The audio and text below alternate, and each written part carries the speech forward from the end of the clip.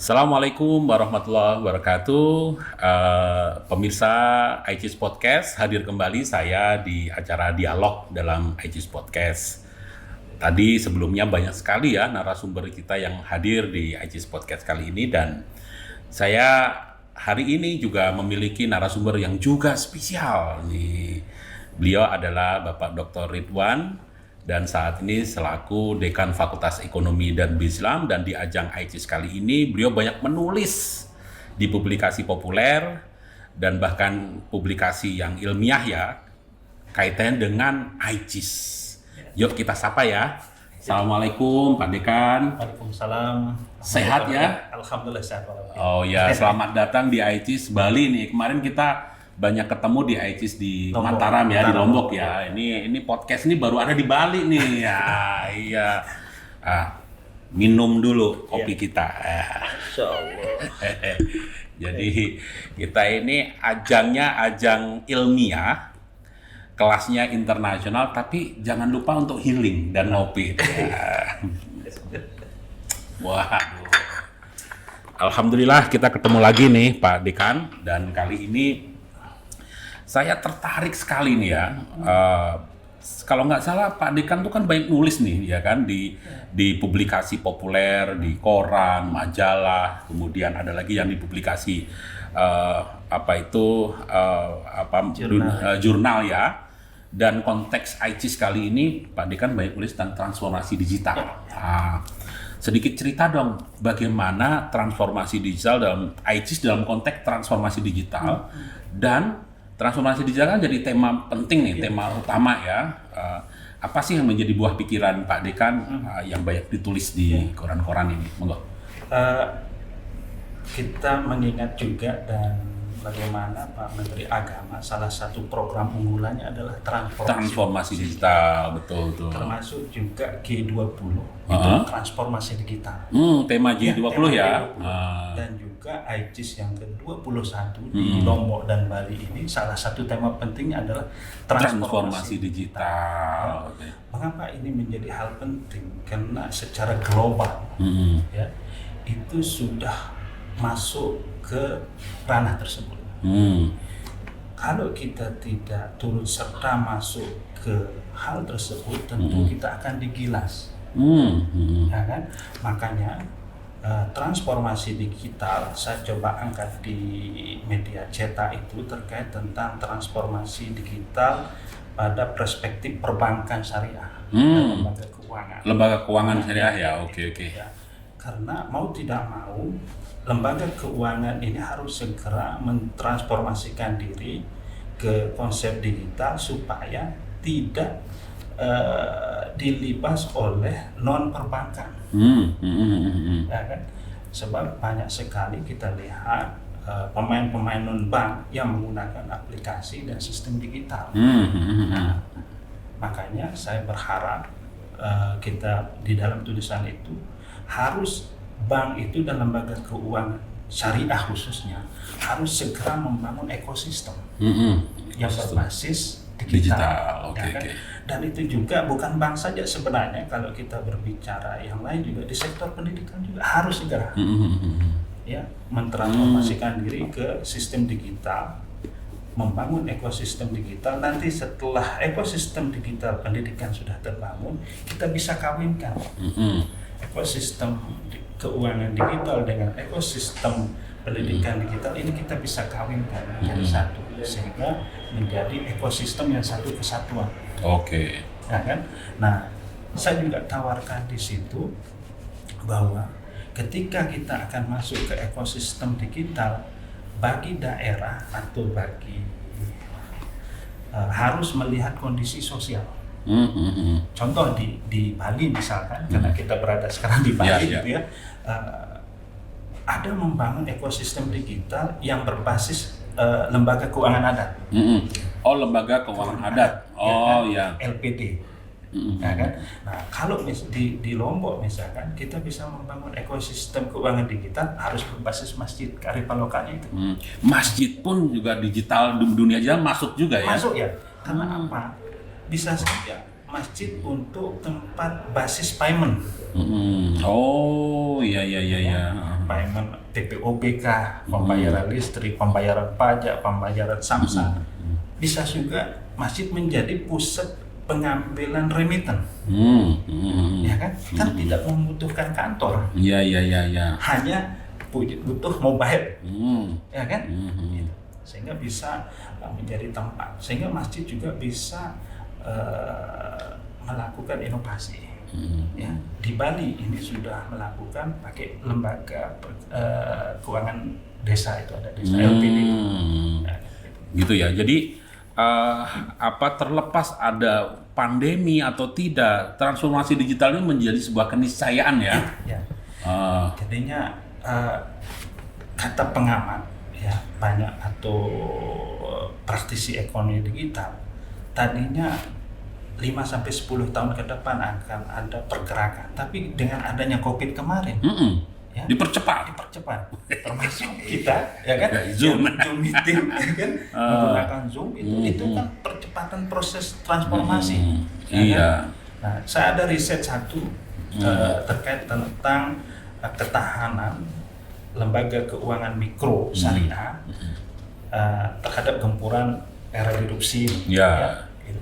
Nah, sebelum COVID itu ya grafiknya turun. Grafik. Sebelum COVID grafik turun. Pengguna lembaga keuangan. Setelah COVID itu melek digitalnya semakin tinggi. Grafik pemakaian teknologi itu naik hampir 100%. Wah, iya. Ya kan? Dipaksa karena keadaan. Iya. Tapi gara-gara itu mahasiswa sekarang lebih seneng pakai Zoom tuh daripada aduh kita Pak kita pakai Zoom aja gitu. Dosennya ngomong ternyata tidur mahasiswanya. Makanya saya dari awal sudah sampaikan perlu ada transformasi digital di sektor pendidikan. Ya kan? Ada bisa aplikasi yang bisa pakai menggunakan konsep mendeteksi mana mahasiswa yang tidur dan ngantuk bisa kebaca. Wah, ini menarik nih. Itu jadi kadang kameranya di-off-kan, ternyata tidur. Itu ada aplikasinya, ya kan? Kecerdasan buatan itu bisa melihat, kan kalau kita masuk bandara ada kecerdasan buatan, langsung ke center, langsung keluar suhu badan. Suhu badan. Ini ada sekarang kecerdasan buatan yang dibuatkan di aplikasi pendidikan itu. Siapa yang ngantuk, yang tidur, atau yang tutup, itu ketahuan dari sisi warna.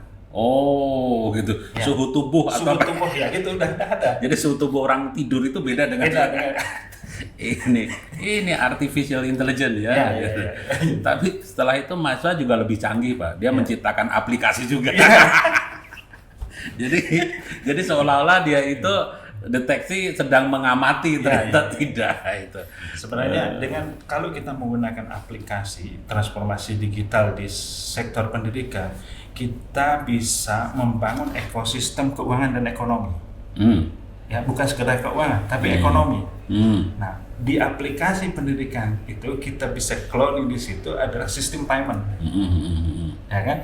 Maka di aplikasi itu ketika mahasiswa mau melakukan transaksi di kampus itu bisa kita pakai QR code. Pakai QR itu ya betul. Tapi harusnya di kampus itu harus kita bangunkan core sistemnya, core sistem mini bank. Core sistem mini bank nanti transaksi atau apapun yang kita lakukan berpusat ke core system tersebut. Tidak ke core bank yang lain. Nah, maka kampus akan bisa membaca transaksi. Betul. Itu yang pertama. Yang kedua, kampus akan mendapat admin dari transaksi. Ini Belu akan senang ini. Solo siap Belu. Nanti bisa juga di aplikasi tersebut kita bisa pasangkan virtual account bekerja sama bank. Dan saling terkoneksi terkoneksi. Oke. Ya. Nah ini temanya memang transformasi digital itu menarik ya. Ini Pak Dekan, Pak Dr. Ridwan selaku Dekan Fakultas Ekonomi nih. kita ini kan kadang di ekonomi yang khususnya memiliki prodi perbankan gitu kan selalu punya lab. Namanya lab mini bank. Dan begitu kita masuk lab mini bank, itu kan ada front office-nya, ada tellernya, ada customer service, kemudian dia diajari bagaimana menulis slip. Kan sekarang sudah nggak relevan itu sebenarnya itu kan. Bahkan sekarang itu ada kecenderungan bank-bank itu sudah masuk ke bank digital, ya kan. Ada Alobank, ada Jago, ada sekarang itu ada Aladin, macam-macam itu kan sekarang sudah mulai sana. Nah, pertanyaan saya, Pak Dekan, Pak Ridwan selalu Dekan itu gimana sebaiknya laboratorium mini bank yang kayak tadi itu masih diteruskan apa enggak itu dan bagaimana penggantinya ke depan? Harusnya kita sudah melakukan banyak perubahan pada bidang itu. Ya, betul. Supaya benar-benar fasilitas yang sesuai dengan perkembangan zaman itu kita buatkan di lab perbankan. Nah, kita misalkan bisa saja di Solo, di PB di Surakarta itu. Oh iya, di Mataram dulu. Di Mataram ya, di Mataram. Kita di Mataram sudah buat namanya Winma Digital. Oh, yang berbasis Play Store ya? Yang berbasis Play Store. Nah, itu Winma Digital itu connect-nya ke core mini bank. Core mini bank. Sehingga transaksi itu rujukannya ke sana. Semuanya cukup lewat aplikasi itu. Iya. Jadi memang itu benar-benar digital banget itu kayak gitu. Tapi lab perbankan di UIN Mataram di FEBI memang masih kayak dulu ada tellernya, ada ininya. Oh, ada teller tapi sekarang sudah tutup. Malah mahasiswa itu kita jadikan tempat top up. Oh, tempat top up. Siapa yang daftar jadi tempat top up itu bisa. Nah, tuh. Ini teman-teman pemirsa podcast khususnya teman-teman dari AVBIS. Jadi kalau yang masih punya lab perbankan yang ada tellernya, ada customer, kemudian ada simulasi antri itu, sekarang pikirkan kembali itu kayaknya udah nggak relevan lagi. Ya itu tahun 1995 itu Bill Gates mengatakan bahwa bank itu penting, kantor bank tidak penting. Tuh, itu sudah disampaikan sejak 95 ya. 95 oleh Bill Gates. Oleh Bill Gates ya. Dan itu sekarang sudah terjadi. Sudah terjadi. Iya, betul. Jadi, tapi kecuali khusus perkuliahan sebaiknya tetap muka lah. Jadi jangan sampai dosen ngomong terus tahunya mahasiswanya tidur ketika Zoom. Jadi saya masih melihat ini menurut opini saya pribadi ya, itu tatap muka itu masih relevan. Tapi saya nggak tahu lah nanti kalau ditemukan yang tadi itu alat pendeteksi ngantuk dan tidur. Itu sudah ada. Oh, itu sudah ada. Sudah ada itu untuk ada aplikasi untuk membaca. Oh, gitu ya. Akhirnya dosen memahami mana yang tidur, mana yang tidak, dia pakai warna, simbol warna. Oke. Baik Pak Dekan, ini obrolan kita yang santai, penuh arti dan penuh makna ini memang sengaja podcast ini nggak usah lama-lama. Tapi sebenarnya gini Mas, saya berharap ekosistem keuangan digital ini bisa kita memulai misal dari beberapa kampus. Nah nanti di bawah PT KIN ini semua memakai ekosistem yang sama, maka antar kampus PT KIN ini bisa connect. Satu koneksi ya, terintegrasi semua.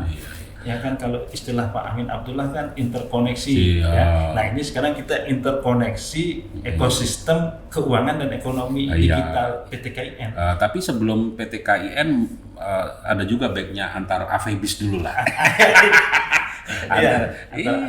AVBIS dulu ya kan. Bisa buat itu yang bisa nanti Surakarta terkoneksi Mataram berapa. Nah nanti sehingga nanti kartu kita tidak perlu dicetak sama bank kartu mahasiswa, tapi kartu mahasiswa dicetak oleh lab perbankan yang sudah punya sistem. Itu pertama.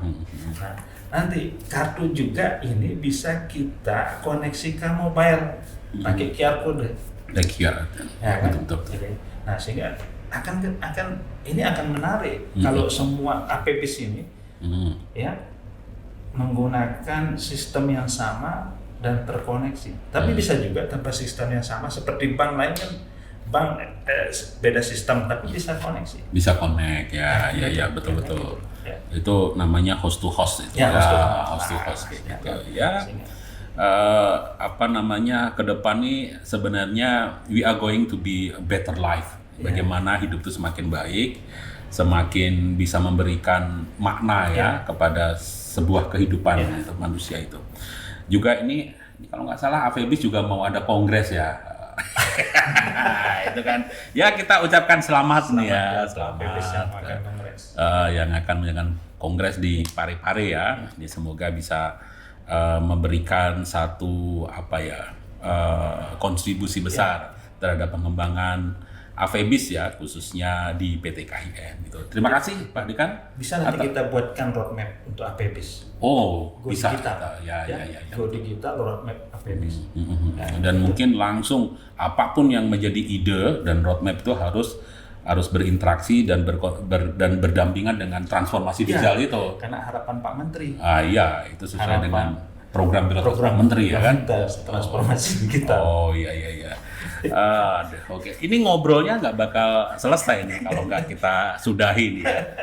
Baik, pemirsa ICIS Podcast kali ini, demikian obrolan kita. Terima kasih Pak Dekan atas waktunya, kesempatan di studio kita kali ini. Dan insya Allah setelah ini kita akan hadirkan kembali beberapa narasumber ya. Karena perhelatan ICIS ini sangat sayang kalau kita hanya menghadirkan panggung. Kita sekali lagi menghadirkan studio untuk hadir di tengah masyarakat. Terima kasih, kurang lebihnya mohon maaf. Assalamualaikum warahmatullahi wabarakatuh. Waalaikumsalam warahmatullahi wabarakatuh. Kita ngopi lagi ya.